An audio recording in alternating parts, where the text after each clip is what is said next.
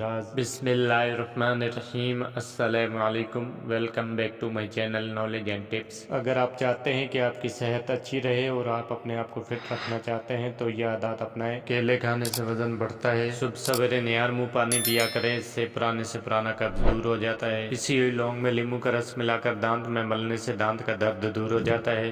کسی بھی قسم کی موچ آ گئی ہو تو گرم دودھ میں ہلدی ملا کر پلانے سے درد میں خاصی کمی آ جاتی ہے۔ اگر چھوٹے بچوں کو موشن لگ جائے تو سفید زیرہ بھون کر 2 ماشا پانی کے ساتھ پلانے سے موشن بند ہو جاتے ہیں۔ چوٹ لگی ہے، خون روکنے کے لیے روٹی کو ناریل کے تیل میں ڈبو کر لگائیں۔ پیٹ میں درد ہے تو پودینے کے پتے چبا لیں۔ اگر آپ کے سر میں خشکی ہے تو سرسوں کے تیل میں دہی یا انڈا مکس کریں اور سر پر لگا لیں۔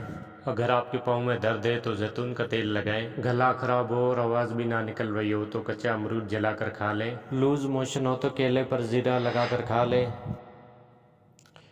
پیشاب کرنے میں جلن ہوتی ہے، کچی لسی میں نمک ڈال کر پئیں یا خربوزہ یا تربوز کھائیں۔